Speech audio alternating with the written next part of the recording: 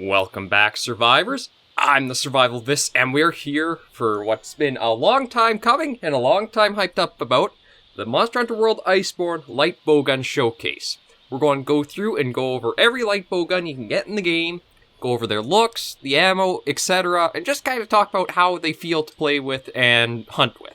So, to start things off, we're going with one of the base models right away, nice and quickly, actually. I think Capcom, because this is going to be really nice to... Or no, wait, how do I gotta do this? One technical moment aside. There we go. View mode is what I need to turn on first. So, thanks to the weapon poses, these are much easier to show off. This is the Cross Blitzer 3, the final form of the metal-based light bowgun. As you can see, all that they really added with the light bowguns from their base models were...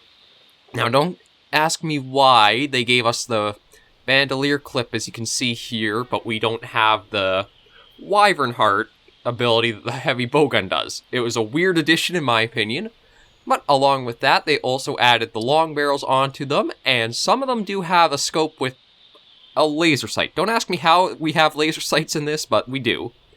So this is the Cross Blitzer 3. We'll go into the equipment info honor. There we go.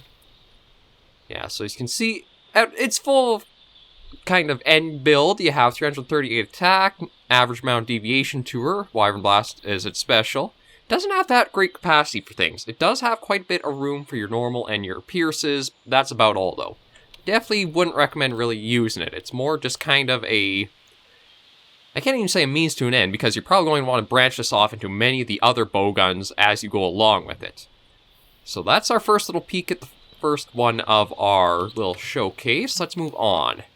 So from the Cross Blitzer 3, we're now going to one of the best endgame bowguns there is, the Blackwing Bowgun 2. And this is a really good bowgun if you are going to be doing... right, view mode, there we go. And let's just get ourselves set up. There we go, that's probably the best way to be able to show it off. If you're looking for a good bowgun to do pierce damage with, or piercing shots, this is easily the one you want to aim for. Yangaruga's is probably...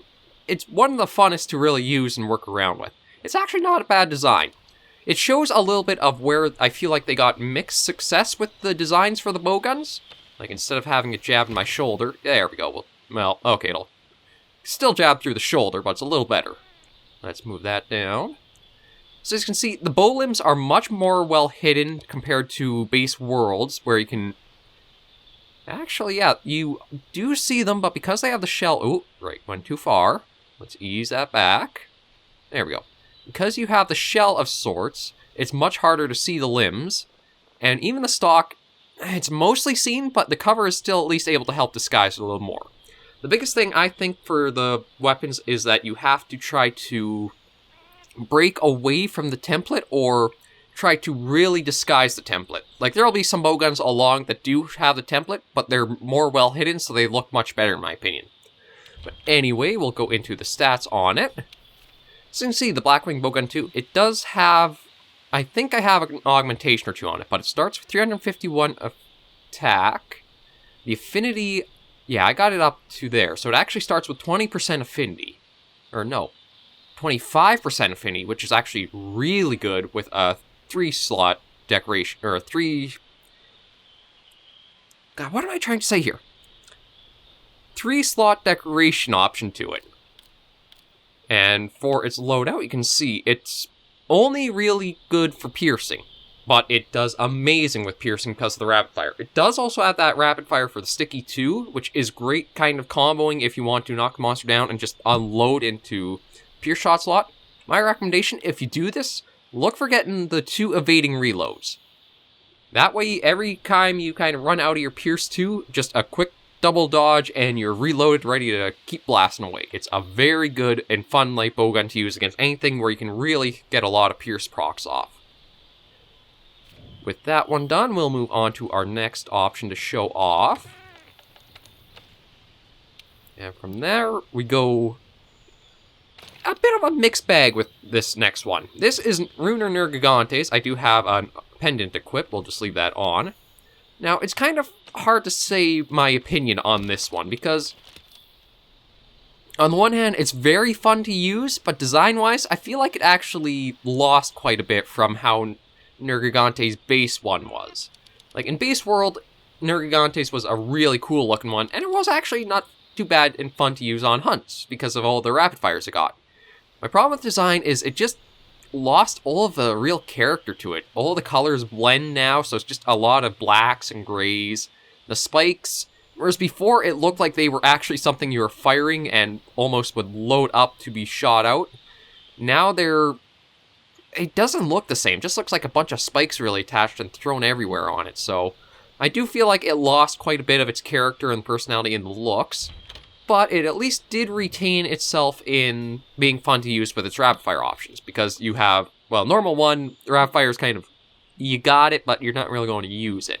Normal 2 rapid fire, however, is the one you're probably going to be much more interested in. That and the spread 1, but normal 2 you get, I believe it does come with the standard 3 shots for it. I do have a number of recoil assists and reload assists on there just to help speed that along. It does have an affinity increase, so it does start with 0% affinity at 351 attack. It does have the 2 1-slot decorations to her, not bad. This is one where I found the elemental, as much as you try to build up for it, you don't really get a lot of damage out from it. Like, you will really go through an entire clip of your elemental shots a few times before you'll actually take down monster, whereas if you use just the raw ammo types with Light Bowgun, they seem to be able to get it done in much fewer shots. If you do want something where it is a nice, quick, easy, keep from a distance, more mid-range bowgun with nice recoil, quick reload, I definitely have to recommend working your way up to get the Ruinous Cataclysm? That's what it is, right? Yeah, Ruinous Cataclysm from Ruiner Nergigante. It just has that really nice feel to it with the proper reload and recoil assist for my style gameplay, and there are a lot of other styles you could take with it. Next up, one I actually haven't really used that much, but this would probably be your Sleep Bomber's Dream.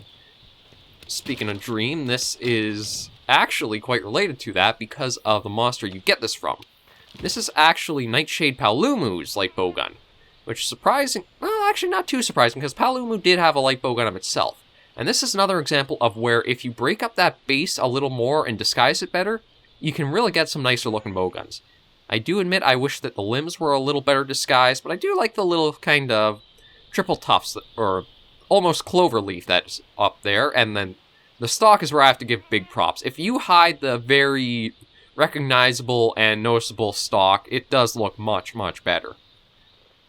So it does have the weird kind of silencer barrel. I don't know, I guess it's just kind of the creative choice they want to do with that, but we'll get into the features of it now. Like I say, I haven't actually used this one because I don't really do sleep bombing, but it does have, actually, it's a very good all-around status effect, Light Bowgun. As you can see, you have Poison 1 and 2, Paralysis, the Sleeps, and you also have, oh, actually, Water and Freeze does have some options to it as well. But the big thing has to be it has Pierce Rapid Fire too. I never realized that. Okay, Nightmare Seed actually may have some options for you if you are looking for a good Pierce Light Bowgun earlier on in the Iceborne. And then it does also have, as you can see there, the auto reload for the stasis, so you'll really be able to apply those quickly, and it really will be probably your more support Light Bowgun. Like, it does have the Recover 1 and 2, so you're probably going to be using this if you're trying to help out people, say Poison or Paralysis, or just open up opportunities for more damage for other people. It's something I haven't used myself. I may try it out sooner or later now that I know that it actually does have a pretty good offensive capability. I don't know what just the base recoil and reload is for it, though. Yeah, I could use some reload assist, but it actually doesn't have any real recoil for being a rapid fire Pierce 2. So my recommendation would be to give this a whirl as you're trying to get through Iceborne if you are using the Light Bowgun. It does seem like it has quite a few options in store for you if you do need to or want to try using something that's a little more status-oriented. From there, though, we'll be going to the Acid Blitz 2, the Glavnus Tree Light Bowgun. Unfortunately, with this one, this is where you can kind of see the ball got dropped on the design for it. Like, if we go into the weapon pose a bit, there's a good one to show her off. You do have some good options here. Like, I feel like the limbs were pretty well broken up because of the spikes that they did to the top and bottom. The long barrel, I mean, it's basically got a little wrap on it. And you started off really well disguising the base template underneath, and then you just gave up for the stock. It does have the scope, which is, I mean, I don't mind it as a feature. If you played any of the previous Monster Hunter games, I think it was the heavy bowguns that really showed off that rectangular double sort of scope in a way. But design-wise, it does feel like it lost the battle quite a bit as soon as they stopped with that little covering to it. They could have been much better than that, in my opinion. As for what you might be using this with, this is going to be an auto-reloader Light Bowgun. So as you can see, it doesn't have the greatest amounts of capacity. It does have a lot of sticky and paralysis options, though, which are nice. So you're probably going to be wanting to use this maybe as a sticky bowgun. It does have 325 attack to start with no % affinity, and it does have a couple of slots to her. That's pretty good. As for your recoil on that, they are actually rather low values looking. Aside from the Sticky 3, that's actually the most powerful recoil you have as an option on it, so this will probably be a good one if you do want to try to do maybe more of a slugger or a knockout build. You'll want to take this in order to be able to just get some decent knockout damage and just be a sticky bowgunner. It's not a playstyle I've really done a lot with. I've only really used it for Safijiva because of, well, just how that fight is, but if you do really want to try it out, I'd say it's not bad just to try and see. You never really know until you actually make the weapon, try it out yourself, so it's just an option if you're looking for it. We'll quickly move along because, again, there are some better designs to be able to show off for you. And next up is the Basil Core, the finished Master Rank version of Basil's Light Bowgun. And this is another one where, again, it feels like they cut themselves a little short. Like, they really did a superb job at the front here. This right here is an amazing front load to it. You have the limbs, which have the little basil glow to them. You actually have the little misfire, well, I shouldn't say misfired scales, but the little basil bombs on the left and right side just past the long barrel wrap. That's really good. But again, it seems like, ooh, my bad. Gotta zoom out. There we go. Once again, you run into the problem of, camera, work with me here. You didn't do anything to disguise the stock. It works so good up until that point, and then it kind of falls apart, and it's just the base underneath. But it does have a really nice look to it, and I do wish if they had done something in the stock, this would be a much higher rated for my designs if I were to give ratings, but overall, it's still not a bad one to exactly have or look at. As for equipment info on her, this is definitely going to be another one of your sticky Light Bowguns, but it also has the option of being a Pierce, even a normal 3 as well. Like, the recoils are pretty strong, as you can see, even with the suppressor on. Some, though, don't go down too much. It takes a lot of recoil suppressors to be able to get that down into line, but I still think this would be a pretty good Light Bowgun if you're looking to basically go after Basil itself, because it does have the Pierce capability and the stickies to help you with that. It does have a level 2 and a level 1 decoration slot, which are really nice if you're trying to build out a different kind of build with it. And as for that, you will want to probably try working at increasing that negative 10% affinity into a positive. It does have a pretty high attack, 364, which is probably why it has affinity to it, but trying to get that minus 10% affinity up to positive is no problem at all. That's something that's much easier to do now in Iceborne, is getting affinity up to over into positive values. So that's a little look at the Basil Core, a good bomber Light Bowgun. We'll carry on to our next option.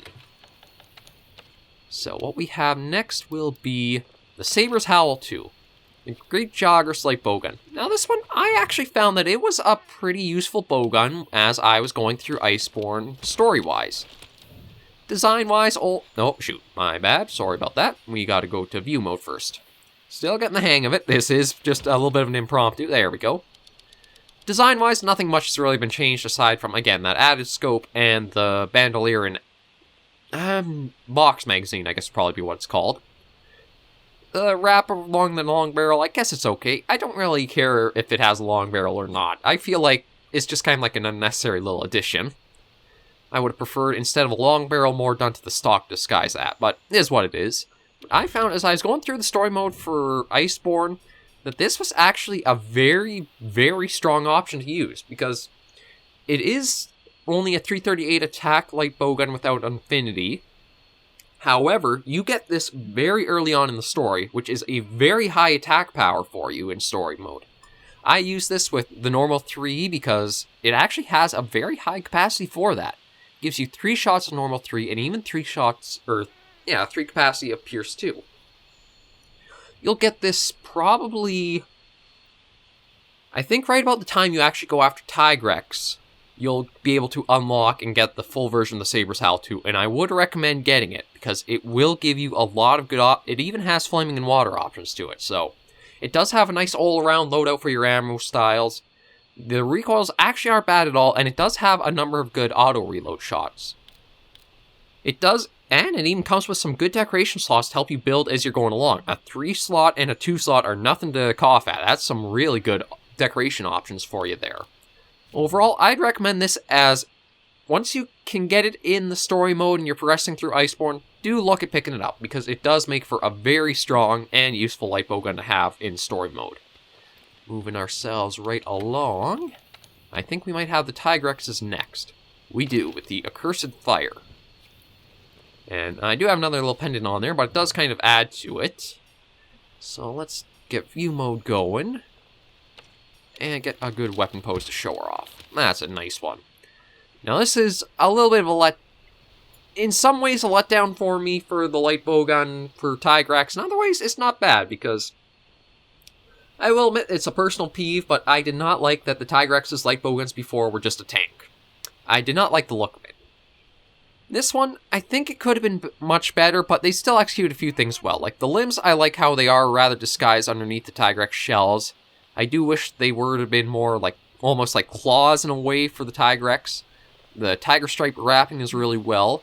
And where I do have to hand it to them, and we'll try to get a better pose, there we go, is actually the stock cover. Because this is it is the basic stock underneath, but they've disguised it behind a Tigrex set of claws. It's pretty good. I do wish the claws were a little larger just to hide that a bit better, but it's actually not too bad of a look for a light bowgun.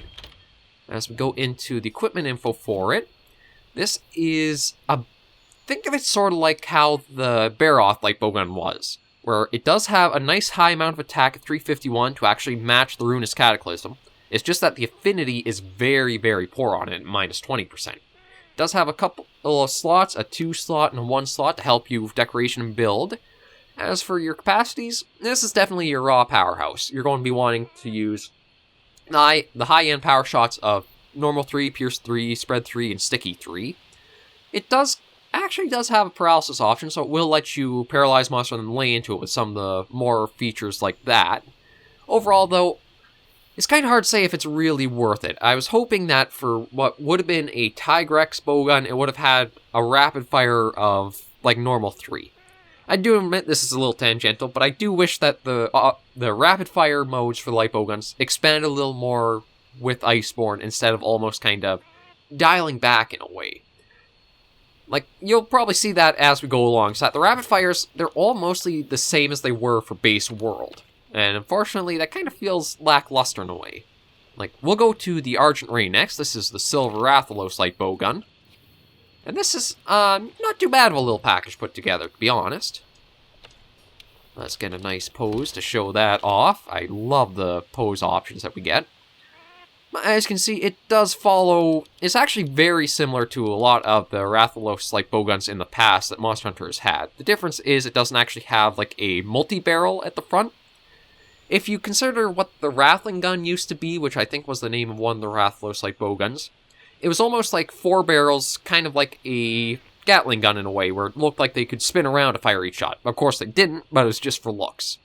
The bow limbs are about the same, the little, I guess, scale or attachment there is the same, and the stock's about the same too. It's not too bad. Again, I still just wish that they would have done a little more to try to hide the base bowgun underneath. This actually is one of the fully upgraded bowguns, though it doesn't have the bandolier clip with it, which is a bit surprising now that I actually look at it. As for stats-wise, this is going to be your Fire Elemental light bowgun. It has no rapid fires or no auto reloads aside from the Flaming 2. It does give you a good capacity for normal 2 and normal 3, though. So it is one where, if you do have a monster that is weak to fire, so I'm saying probably... I was going to say Barioth, but I guess with the right recoil suppressor mix and reload assist, you could use it for going after Barioth. Or if you're also going after, say, Blackveil Valhazak, or something that you can get a lot of good pierce shots off with, as well as they have a fire elemental weakness, because a lot of monsters in the game actually seem to still be weak to fire as an element. It's a good one to slowly kind of get towards as you work and grind to try and unlock Silver Athlos. Looks could be a little better, but overall it's not a bad, nice, compact light bowgun. We'll carry things along, and I think... Are we going to get to our first... Yeah, this is our first more firearm style for light bowgun design. And this is a really nice one. Bowguns for Monster Hunter kind of come in 3 basic design shapes. Let's get a nice pose. There we go, put it right forward. They come in your vertical bow style, where that's like all the ones we've seen so far except the Nergigante, where the limbs are up and down. There's a horizontal style, where it's more like a crossbow with the limbs left and right. And then there's the firearm style, where there's no bow limbs, and it looks more like a proper gun in a way. And this is the Zinogre's light bowgun, as you can see, it is a beauty. And I'm very happy to see that this was one of the designs that got carried over into Iceborne for the Zinogre weapons. Because this is a really, really nice looking one. If we'll go into the stats, this will definitely be one of your good Thunder Rapid Fire light bowguns. It doesn't have the normal capacity, but again, it has a nice pierce capacity and even the paralysis capacity. So this is definitely one where you're going to want to use it against something, say... Basil is a good one. Well, Seething Basil. Even Savage Deviljho, because we don't have access to a proper dragon element on the light bowguns. Savage Deviljho, this would probably be a good one to go up against him with. As you can see, the recoils can be brought down quite a bit. The highest... We actually got Pierce 3 down to just normal recoil +2, which is pretty good. And there's not much we could really done with the Thunder.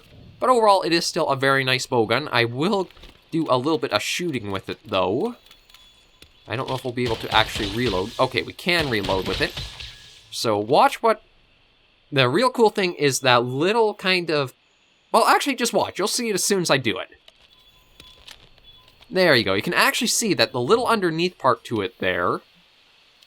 This will actually slide back and forth. If you have shots loaded, it'll be right towards the base. And if you're out of ammo, it'll actually slide forward. And even when shooting, you can actually see that it slides forward. And then a reload, and it slides right on back. So that's a really nice, cool little option they gave to the Despot's Wildfire. Because I think that's what this one is, isn't it? Yeah. Great to see that Zinogre's light bowgun carried along, and it is a very fun bowgun to use. Carrying on, we'll have the Blizzard Volley. Now this is actually a bit of a unique light bowgun in a way. This is for Barioth, and it is a carryover from his previous iterations in the series. It's nothing too big or too fancy, and I screwed that up again, god damn it. I gotta remember, it's view mode, and then you can... Yeah, there we go.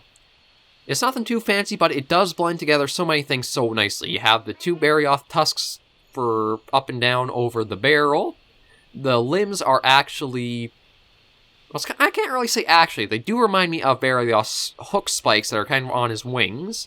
But then the shell and the stock are definitely easy to see that that's old Barioth kind of plating to it. For its kind of ammo and capacity, though, it's a bit of a strange one. Because the Blizzard Volley, it starts at 319 attack. I do have a 2 affinity increase and 3 attack on it, so it actually isn't normally 319. I think it's around 310 or something, maybe. And affinity, it actually starts at 25% affinity, which is pretty good for a light bowgun to start with. It's got a lot of auto reload options, but I found I used this mostly for the normal 3. I actually did a hunt where it was, I think it was something like Divine Surge? There was a certain quest where you had to go after a Tempered Kirin and a Tempered Namiel to get the Temporal Mantle upgraded, and that's what I actually used this bowgun for. And I found that it was really nice to use, because normal, you don't have a nice, or a really heavy recoil. You can get a nice reload assist to kind of reduce that speed, so you can keep mobile, dodge, and be very mobile as you're going up against 2 monsters that can pack a good punch to you. I actually will... maybe I'll even include in the video for a little bit, where I first got the pose pack for being able to do all the weapon poses from the DLC store on Steam, and I took a little picture of after I took down the Kirin. So that'll probably be a little thing I'll put into the video around this point, just to kind of show that off. Moving along, though, from that one, which was nice to see another unique design come in, the Laguna Blitz 2. Now, this was a complete surprise to actually have in the game, because I had no idea that they were going to try giving Coral Puke its own light bowgun. And it does kind of fit that theme again, where it is just the base with a few touches to it. Like, you can really see here, all they did was the tips of the bow limbs have a little bit of feathering to it, the silence barrel wrap, and a little bit of wrap on the main frame. Nothing too unique in terms of looks, and I don't think there's too much too unique for it in loadout as well. It actually does give you normal 2 rapid fire, pierce 2 rapid fire, and water rapid fire. So this is another one where if you are working through the story and you could use something that gives you a few of these rapid fire options, definitely think about picking up, because they will be pretty helpful. And this is probably one of the first light bowguns too, where you'll really notice the evading reload helpful. Like the Pierce 2 rapid fire, being able to evade reload that is a very helpful one. Like, I do have to admit, that is a nice bit of flavor that they brought to the light bowguns, and really does help them out for adding in a little bit of a cool factor that they did seem to be missing. Now, at its end game here, or its end build, I don't think you'll really see it in too much use. Like, it only has the 325 attack to... I don't know why I have 345 instead, but... It only has the 325 attack, so it's not one of your heavier hitter ones, but it is probably one of the light bowguns you'll get towards before you hit the very end of the story mode. So it can come in handy here or there for a few monsters, like maybe Haugen or Radobon, where you'll be able to get a number of the Pierce procs off. Moving to our next option, though, we now have the Mammoth Bowgun 2, and this is another one of the bowgun designs that they really did a good job trying to hide the base in there. Because this is actually probably one of my favorite light bowguns to come out of Iceborne for design-wise. Like, they did a superb job on it. It's actually hard to tell that this is actually the bone base underneath everything, but only because of the few glimpses you get. Like, the limbs are actually the bone base with the antlers for the limb covers. Very great disguising in there. I love the little kind of patch that's underneath where the limbs meet. And even the stalk, it's not fully hidden, as you can see. I'll just kind of... There we go. As you can see, you still see the little tail end of it, but the rest of the stalk is very well hidden, and a lot of the main bowgun is covered by the Banburrow wool and the almost shell to it. So this is one of my favorites design-wise that came out for it. For damage in that wise, it's actually not bad. I do have an affinity increase on there of 1, so it actually starts with 0% affinity, but that 345 attack is a pretty nice one to start out with. I just want to try to see, why do I have such a high attack? Not sure why I have the attack a little different in there, but it does have auto reloads for spread 2, sticky 2, and armor and exhaust 2. So this will probably be your up close and personal for using... Actually, this might actually be one of your versatile all-rounders if you want one, because the spread 2s will... Well, spread 2 auto reload and the spread 3 will come in handy if you want to be up close and try and do a few things there. The pierces are good if you need to stay back for a while, and then the normal 3 is good for medium range. This might be one of your most versatile light bowguns, and I would recommend trying to get it. It was a lot of fun using it in the story mode as I was going along, trying to find a good light bowgun to carry me through.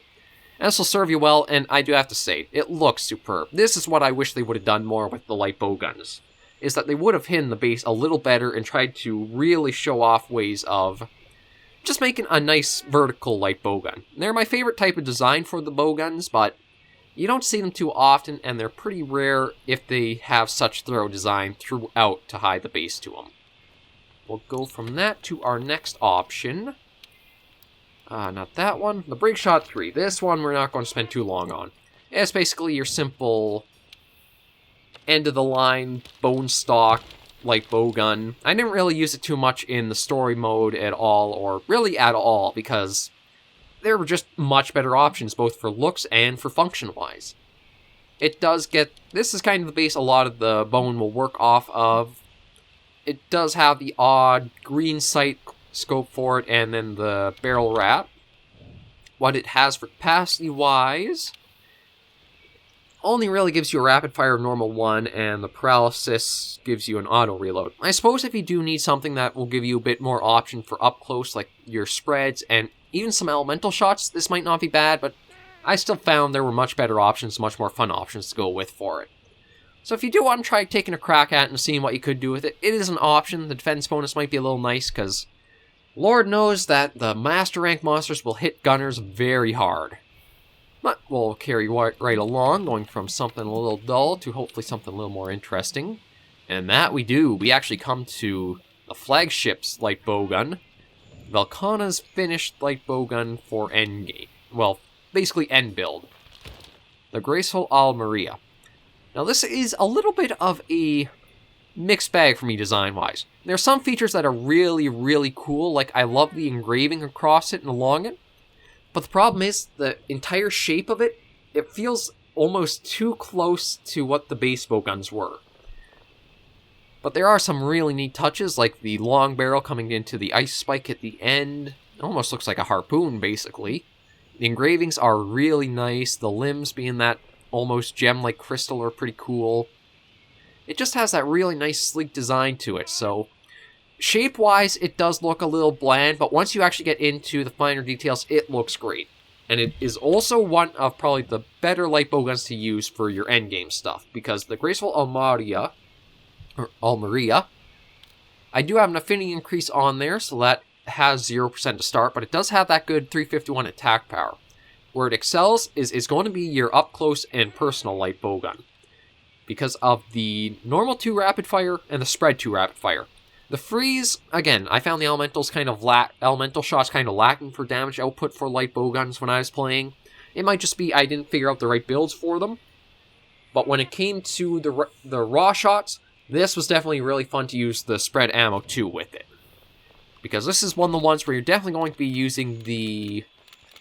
what do I want to call it? The evade reload pretty often. Because you can get the recoil down nice and low, a couple of dodges, and then you're ready to go right back in and just fire off. I found this was a really good one to use against monsters as soon as you hit them into a wall, because you would have them down, get a couple shots off, quick dodge back, you were reloaded, and you could unload again on them. If you want up close and personal, definitely think the Graceful Almeria would be a very good option for you. Moving along. We come to another unique weapon design for the Light Bowgun, and that is the Golgoleth's Rune. Now, comparing this one to Golgoleth's Whale, which was the Valhazak's Light Bowgun before the Iceborne kind of update and Black Veil of Hazak was on the scene, I almost feel like it's lost a few things for its design. There are some really nice aspects, like it got a second ring going out from the spikes along the middle, but the colors just mute the design a little too much. There is a little bit of odd pulsing for color for the red there, but again, it feels really muted in there, so you don't really see it all that well. I do think it might have been better if they went for that being a little more vivid, and then maybe trying to keep the underneath of it a little more of that dark green that the Golgoleth's Whale had. But this is probably going to be a bowgun that, again, it's going to be your spread one. It does... Oh, actually, no, they changed it up a little bit. This will be a piercing 2 rapid fire. So this will probably be more another long distance one where you want to try to get those procs off. It does have an auto reload for the sleep too, so this could actually be a sleep bomber or a sleep bowgun if you do want to try to make it that way. But it is interesting that they kind of changed it up entirely, because I remember that the Golgoleth's Whale was a good one to get for the spread 3 on it.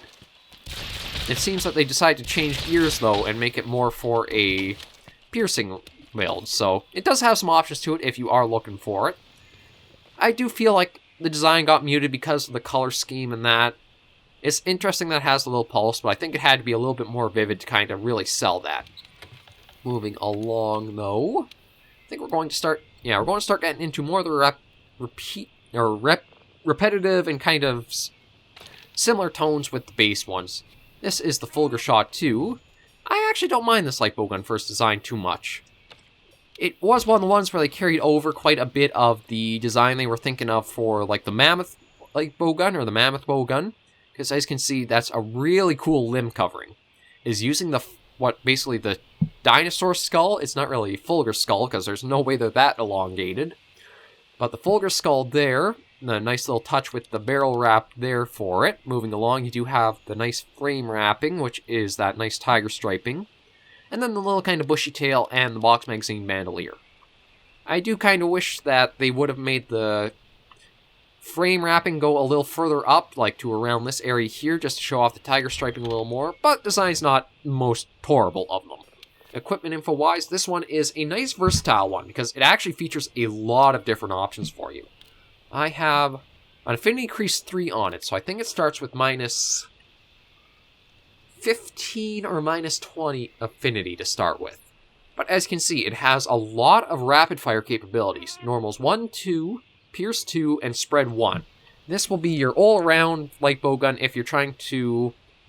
honestly, just any situation, it has a bit of an answer for you. You need to stay at long range, taking on something like, say, a Teostra, and you don't want to get too close to him when he might do a Nova.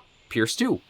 You're going after a full Granjanath, or a Tigrex, and you're a little more up close than you'd prefer, and you gotta try breaking the arms on the Tigrex to knock it down. Spread 1 covered. Try and keep at medium distance, you have the normal 2 covered. It's a really nice set of options for you, and you can really build it out so that way you can really get the most of it. Like, the reloads aren't too bad on it, and you can really use the evading reload to help you out and even reposition, so... Spread 1 does have a bit of recoil to it. But again, you can build them out to really be as customized as you'd like.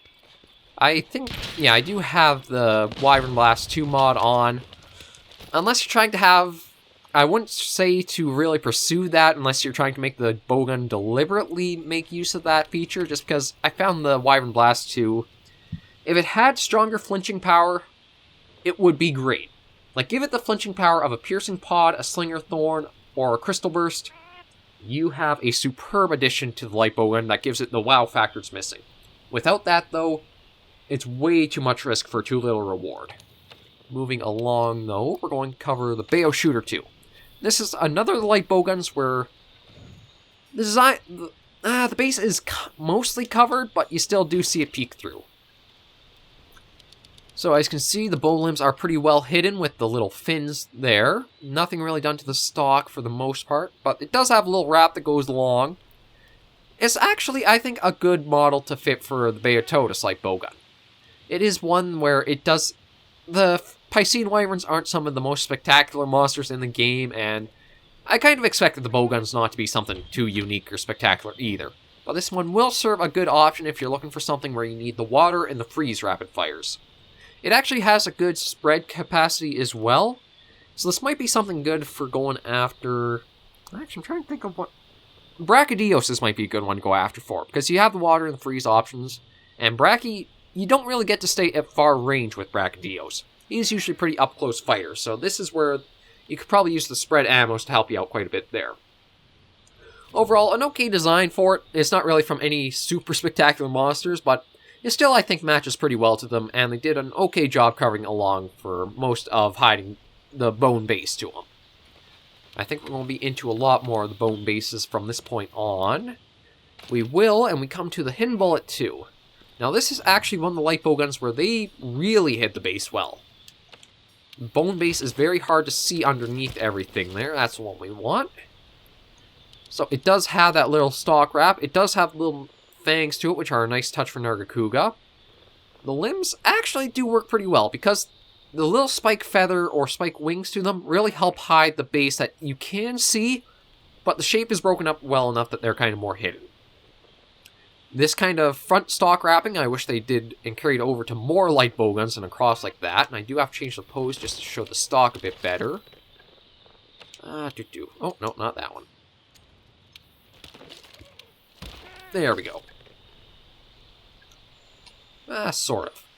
So the stock here is very well hidden underneath, because actually, this is a metal base light bowgun. I'm surprised at that. This is the metal tree, but they hit it very well because of how they got the stock to flow out like this, where it actually goes above and below to really hide the shape of the stock. So I do have to give them props on that one. And the Hidden Bullet will definitely probably be one of your Pierce builders, because that Pierce 2 is very helpful. It also has a raw 20% affinity to it with 325 attacks. This will definitely be your long-range sniping light bowgun. You'll get a lot of good shots off. It might not have any decoration slots, but you can build it out so that way you'll really be able to make the most of the pure shots. Like if we do user, you can see the recoil's not too bad. A couple of evading reloads and you're already good to go. Couple this with the Nargacuga armor set, and you could have an armor set that will carry you through the majority of the story mode until you basically get through it. Because that's just how powerful the pure shot, rapid fire, and the Narga set is together. On to our next option, we have the Fire Shatter. Now this is Lavasia's light bowgun, and actually got some nice master rank upgrades to it. Well, design-wise, I don't think it really gained too much for actual ammo types or things like that. But as you can see, they really went to ham with all the fish fins to her. You have the vertical up and down, and then a few extras just kind of layered around, which really do help break up that design for the front. And then you have a nice wrap that goes along the top of this frame and then back and covers the butt end of the stock. Design's not too bad. It is, again, it's kind of like the Bayo shooter, where it's not really a spectacular monster, so the bowgun doesn't have to be really amazing, but they still did some extra effort on it, and I really do appreciate that for this one. For its options, it does have a flaming rapid fire, so this probably will be, if you are trying to build more elemental styled for light bowguns through story mode, this will be your go-to for the flaming ammo. It doesn't have anything too stellar capacity-wise beyond that. It does have some sticky options, so if you do want to work at getting a few knockdowns in, you could. And as you can see, the decoration slots there, a 3 and a 2, do make this a bit of a versatile option until you do unlock some other options for light bowguns. Moving along now, we have the Baroth Bazooka. Now this is another one, when you do get it in story mode, this will carry you for quite a ways. Because this, just like the Baroth light bowgun was for the end of high rank, this will be a good option for your spreads and normals, because it does carry both with rapid fire. All that really got added was the long stock and the scope and the magazine clip. Nothing else really got changed to the design. It still hides the light bowgun limbs very well here. I think the only thing I would have liked was more of a barrel that kind of reminds me of how the Baroth light bowgun was in the past, where it almost looks like it's a Baroth crest there. But we'll go into its actual stats now. As you can see, it does carry over that minus 20% affinity, but it does have a very high attack for when you do get this. It does have that 351, which was kind of like the raw attack cap for everything base world. So it also comes with, as you can see, the normal 1 and 2 rapid fire and the spread 1 rapid fire. And it does actually have the two slots to her for decorations and defense bows. Or the defense bonus. I found this was a nice one to carry along with me going through a lot of the story mode because of how I like to hunt using light bowguns. You plug in a number of recoil suppressors there and you're just going to be mobile, rapid fire gunner, just keeping your distance and doing a lot of damage. It's a nice one. You can probably build out the minus 20% rather easily. I just found it was a very nice, versatile mid-range bowgun. Well, mid to short range because of the spread on it. Carrying along, we are slowly working our way through here. The Brachydio Shot 2. Now, I know this kind of became a little bit of a sticky bowgun. Well, it kind of made a bit of a meta for itself with it. I do like the design, and I actually kind of prefer this design over the... I'm probably going to get some hate, but I do prefer this design over the Brachydio light bowgun on its own, except for one part, and you'll probably be able to see that from my talk so far. So, it does have a nice long barrel that actually does sort of show off that slime little aesthetic that he has. The limbs, I do love the razor kind of almost sleek look to them. The little scale there is nice, and I really like the frame rate, but again, it stops too early. If they would have done something like tried to make the stock more like a Brachydios' actual tail, I think this might have been one of, if not my favorite bowgun design from Iceborne. And I do wish somebody could kind of come out with a mod where if they could like take the object file of the Brachydios tail, scale it and warp it a bit so that way it would just plug onto the stock of the light bowgun, I think you'd have a really nice looking light bowgun here. But overall, it's not too bad for looks. Again, it just stops a little early. If you're going to use this, you're definitely going to be using this for the sticky. that rapid fire sticky 2 basically became a meta definer with Safijiva out for farming that. Or if you do just like a lot of explosions and dazing the monster, another really good option to go for there.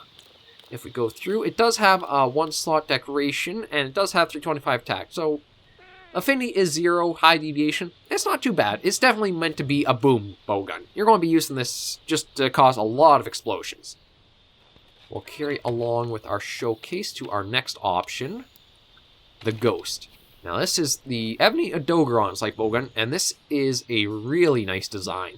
I'm not too much of a fan for the actual firearm looks for a bowgun. I kind of like having the bow part of bowgun visible. But I still have to admit, this was a really nice upgrade to the Karma. As you can see, it does have the almost like bayonets attached to the end of the barrel there.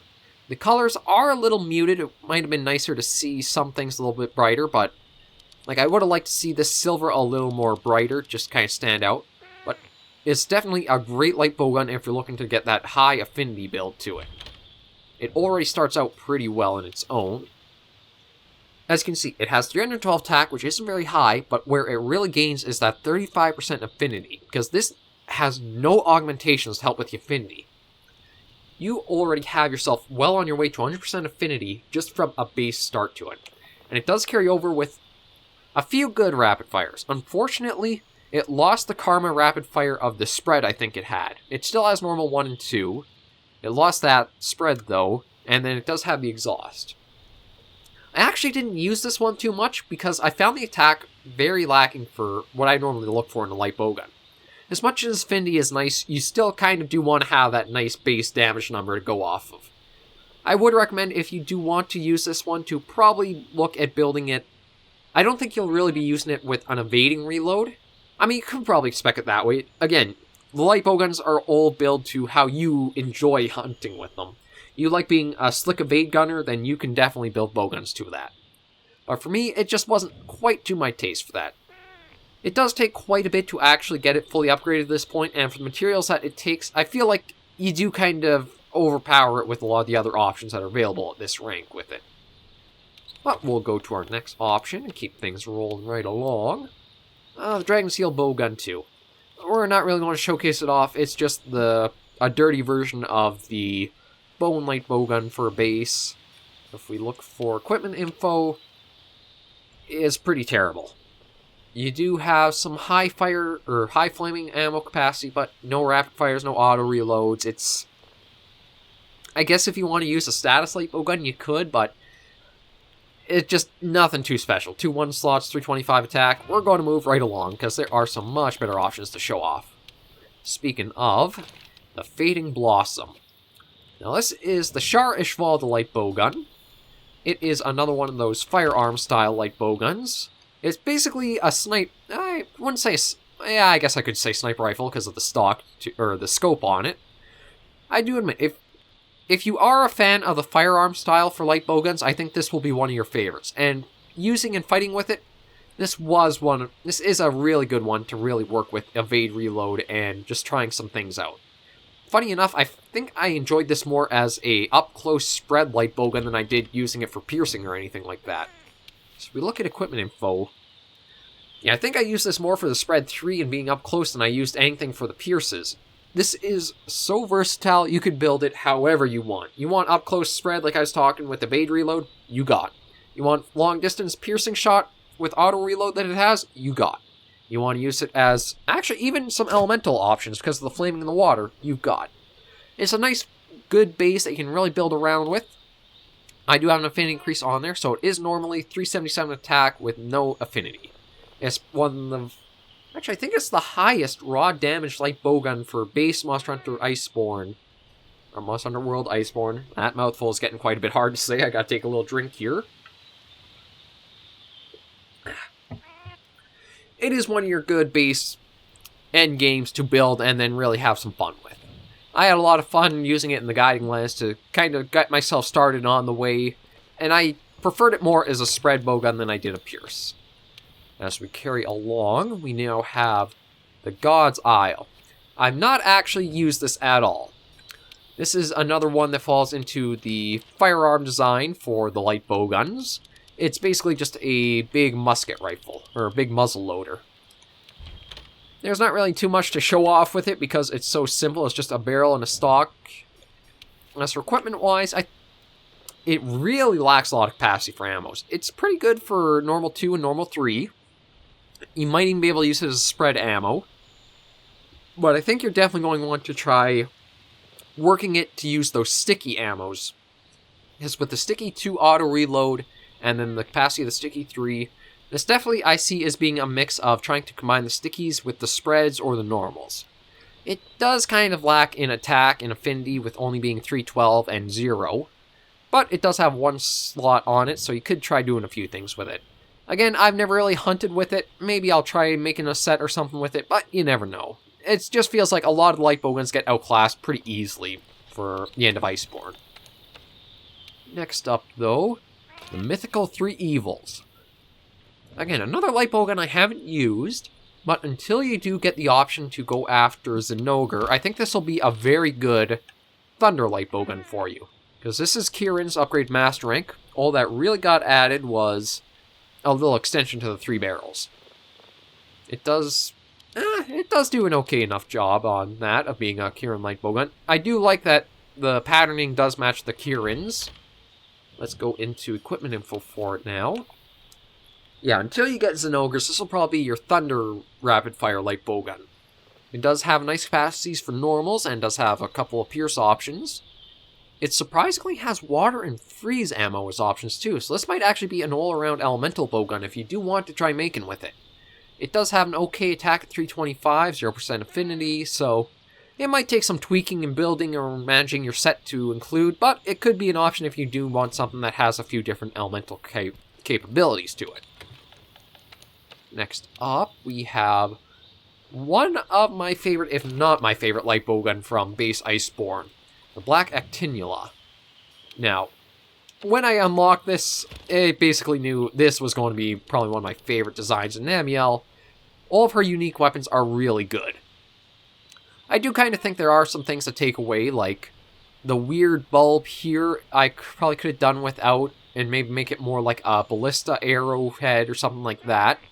I do love that. Oh, no, I'll have to zoom out. There we go. And then zoom in. As you can see, this is a more, I'd say, horizontal style Light Bowgun, where the limbs branch out to the sides. And I do like the coloring and the sheens underneath those little fins there. The stock is actually really neat. I've never seen them try this, where they have like an underneath branching arm and the barrel along there. That was pretty cool. And then just the stock and the frame itself are really superb. This one, if you're looking to go after Shara Ishvalda at the end of Iceborne, take her. That water rapid fire will be very helpful. You can really build down all the recoils and the reloads. So it's a really good, versatile Light Bowgun that does have a water option with it. Yeah, sorry, I just nose feels a little plugged right now. I used it for going after Shara Ishvalda, and despite my gripes with Shara as a fight itself, I have to say, this Light Bowgun from Namiel, just like the monster itself, wonderful addition to the game and is just superb. I do wish, just a nitpick, that the kind of wings almost, or the cloak, was actually more vertical mounted. I feel like that would look a little better than just this kind of broad-ish. Although, I guess like this, you kind of do see it almost does look like a squid or an octopus in a way. But overall, it fits Namiel so well, and it looks so great, it is just a superb Light Bowgun to use. I don't actually have any augmentations on it, which is surprising. And this even shows you how good it is. Like, I think you will have to take down Shara in order to get the Black Actinula to its fullest amount, but it does have a 364 attack with a 15% affinity. Nothing to scoff at, and it is a very good bowgun to try to go for. Moving along from that one, I think we are still in the realm of Elder Dragon Light Bowguns.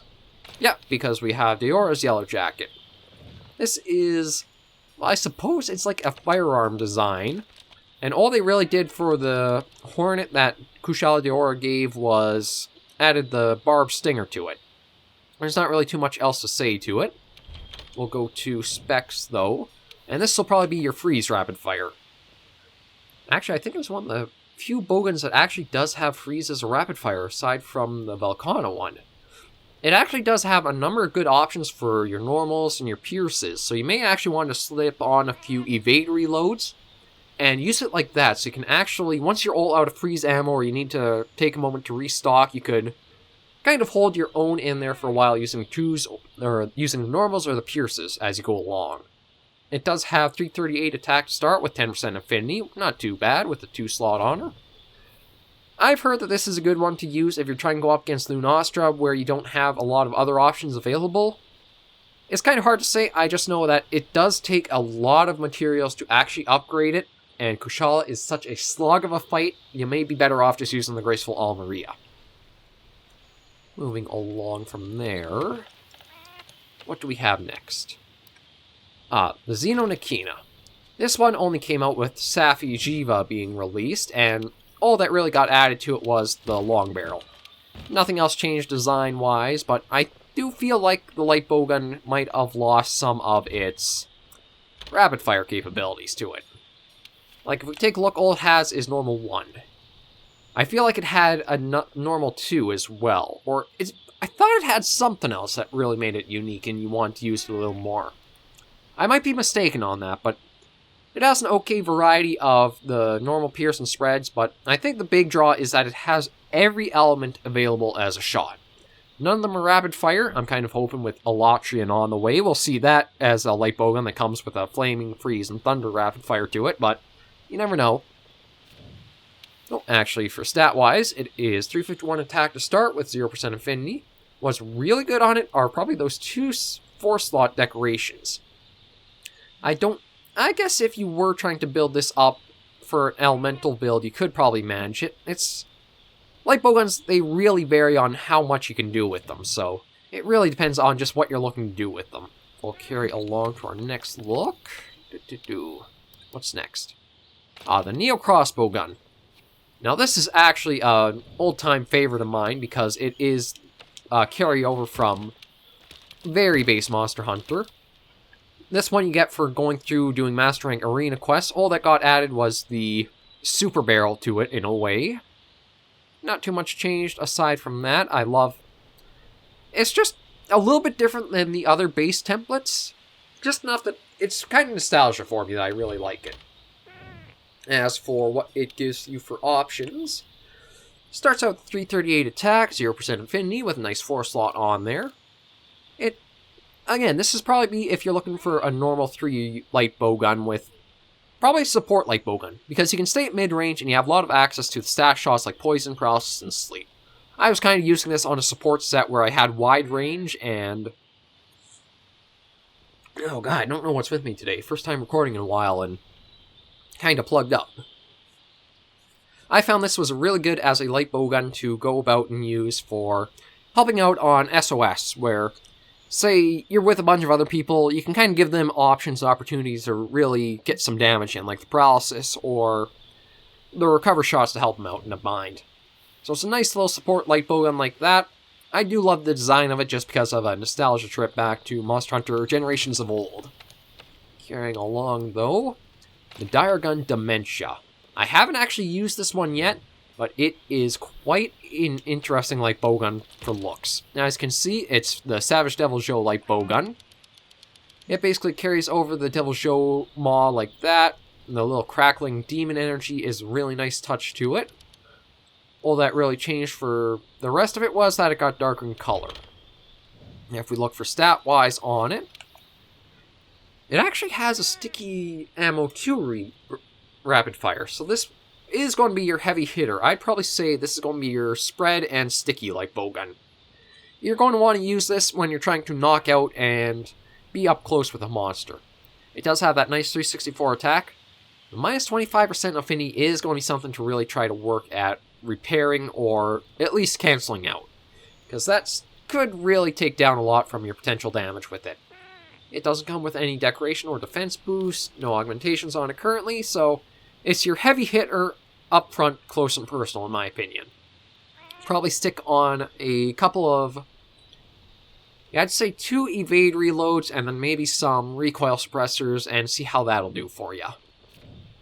Overall, though, it's a really nice design. Kind of... I do like that it is a vertical light bowgun. It actually has a lot of what I like in a light bowgun for design-wise. It kind of showcases physical parts of the monster, like Devil Joe's face is basically right on there. It's just that I haven't really used it all that much, so I might have to give this a little whirl from time to time. Moving along, I don't think we have too many left. Yeah, not too many, really. We have the Soulfire Rasp Blaze. This is the fully upgraded master rank of the Lunastra. This one took a while to go after. I hate Lunastra with a passion now for the fight that they've done with master rank. She is just awful. All that really got added, I think, might have been the scope and the long barrel. It is still a really nice design with very ornate and beautiful colors to it. As for the rapid fires, it actually has a lot. Normal 1 and 2, and flaming and freeze.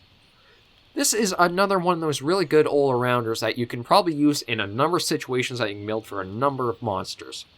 It does have a 2 and a 1 slot for decoration, so that'll help you out quite a bit. A 20% affinity to start 338 is nothing to scoff at, and it has the built-in gut skill, so that's a really nice addition to have.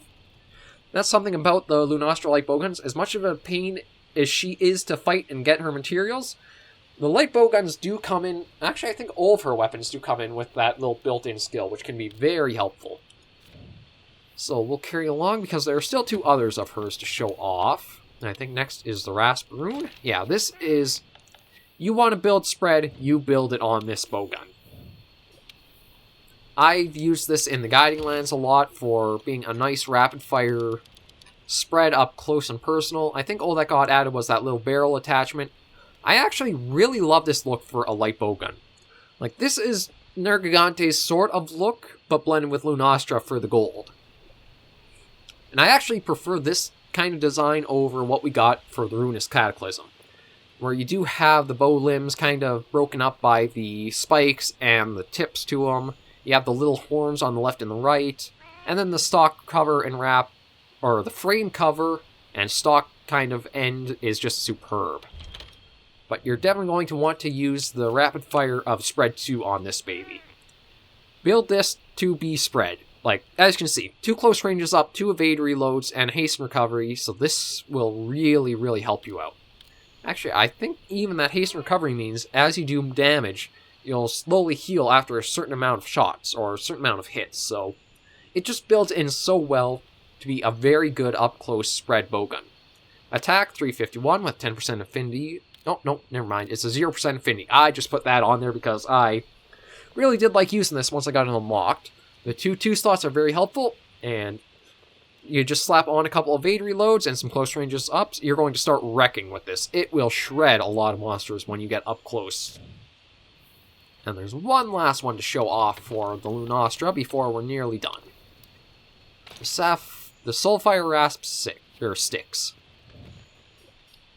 Now this one is basically the Xeno kind of hybrid for the Lunastra ones. All it really got, again, was that little wrap there, but I think the dark blue and the gold really work well with this bowgun for its design. I'll just give it another moment or 2 here to show off the looks.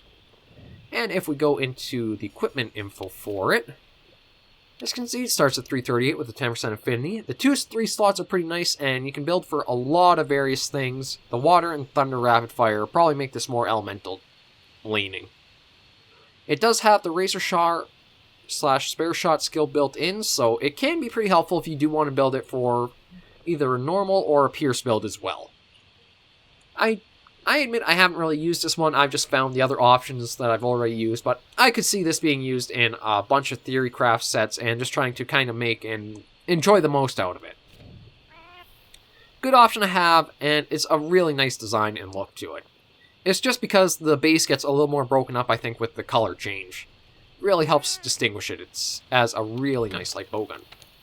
We're coming up onto the final ones, and they are some very heavy hitters. First up, the 10,000 volts. Now this is the Rajang light bowgun. And this is if you want to basically be a sticky blasting machine.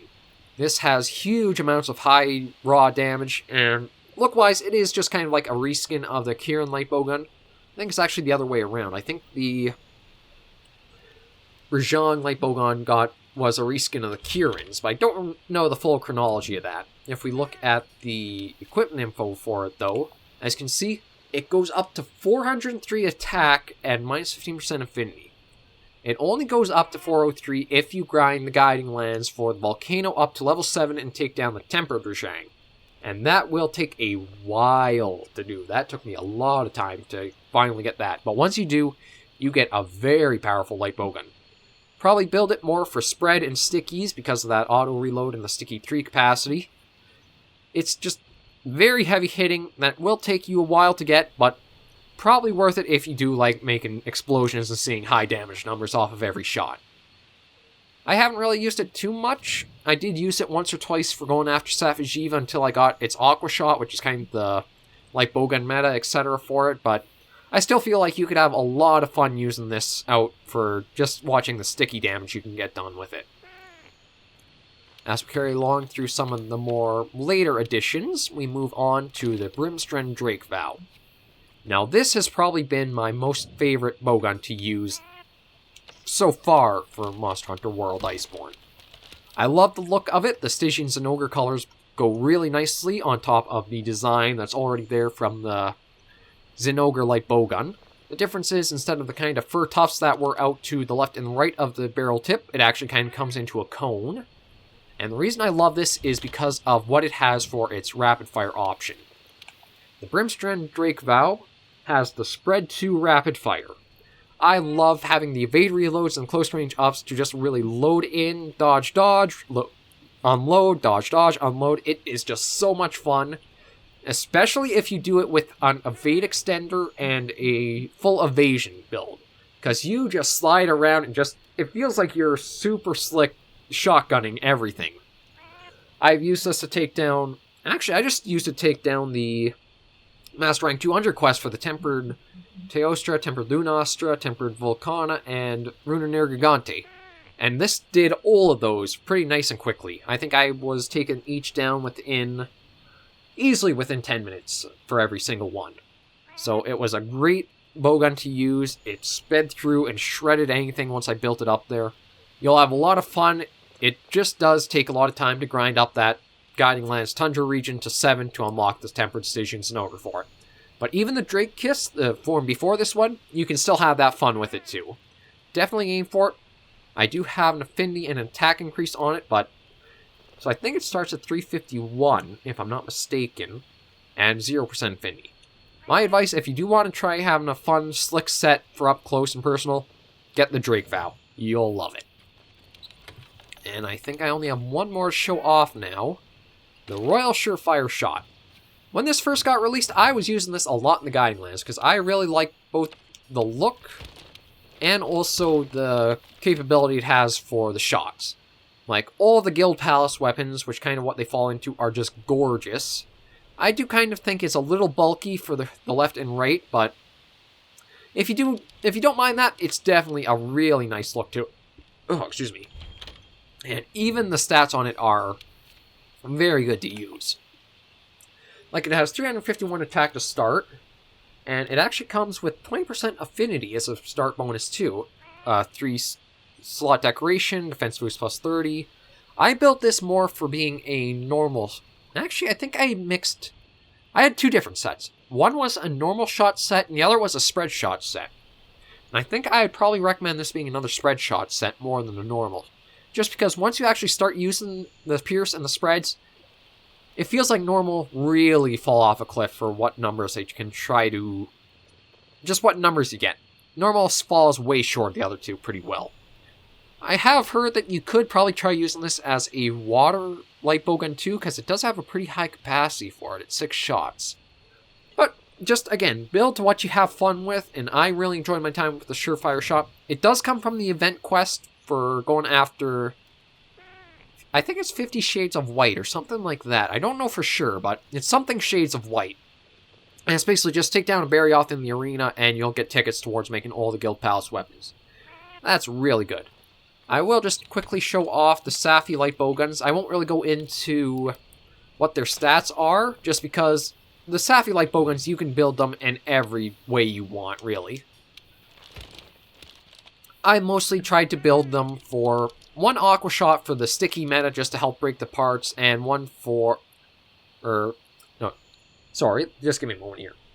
I built an Aqua Shot specifically for sticky bombing and blowing up parts on Safi, and then I've slowly been working on all of the other bowguns to try to make them elemental builds, to make the most of kind of their theme of, like, this is the Hell Shot, there's a Bolt Shot, Water Shot, or Aqua Shot, etc. So I tried to do it like that, but it takes a lot of build and trying to figure out the elemental numbers quite properly. I probably would have preferred this more if instead of, like, a spike, it almost seemed like a barrel where the shots were coming out of, almost like the claws were, I guess, almost harnessing the energy to launch them out, because the spike just kind of looks a little weird for being a bowgun, in my opinion. Like, one of the things, too, is when the bowgun actually isn't awakened, I should have one of those. Yeah, here we go. Like, take a look at the frost shot. This almost looks like a hammer more than a bowgun in a way. Just because... Well, see, this is kind of nice, although I do wish that there was maybe something a little more. You can maybe see what looks like a barrel in there. I don't think really, though. It almost looks more like you're going to hit somebody with it as a hammer than a light bowgun, so... The Safi weapons, I don't know if they'll really be that meta-defining for the light bowguns, just because you have to do a lot of tweaking and adjusting for them. And the fight... Safi is a worse fight than Kulv, but a much better reward system than Kulv, so it's kind of like a trade-off between the two of what's more enjoyable to do. Both are kind of meh, and I hope we don't get too many more siege quests. So we'll just kind of round things out, going over and showing off the Safi bowguns, and that pretty much brings our Monster Hunter World Iceborne bowgun showcase to an end. This one was quite a bit longer than our previous one that we did, just because of how many light bowguns we got from Iceborne. And if you are kind of wondering about how to try it out, I'd just say look for a design that looks really good for a light bowgun. Try out in the training room a little bit, figure out if you want to be an invade gunner, long distance, and up close. Just have fun, tinker around with them. That's probably what the bowguns are best at, is a lot of customization in their single weapon families. And then just the Aqua Shot. And then, yeah, the Awakened Aqua Shot, and then I just built a Drag Shot that I was trying to make normal 2 rapid fire with it, but I don't think it really turned out for the best. Like, as you can see, normal capacity, attack increases, and a recoil suppressor. If the numbers didn't drop off as badly as I did, I think this might be a really interesting and fun way to try doing the rapid fire normal 2, but sadly they just kind of do, so... That's where we'll probably bring this episode of Monster Hunter to a close. Thank you guys very much for joining me on this Light Bowgun showcase. I'll just swap to one of my favorites. Yeah, we'll do that one. I know it's a little bit of a longer episode, even if you guys just kind of turned it to mute and just kind of slowly went over and saw all the looks a little more up close. That's no problem at all. Like I say, I was not expecting it to take quite this long to go through, but that just kind of shows you how all of the Light Bowguns and just how many options and looks there are to them. So, thank you all very much for joining me on this special episode. If you did like the content, be sure to leave a comment or like down below. If you have a favorite light bowgun or a build, be sure to let us know too. We always love theory crafting for Monster Hunter, and it's always great to share new ideas out and about. But until I see you all in the next episode, survivors and hunters alike, please remember to take care, stay alive, and happy hunting.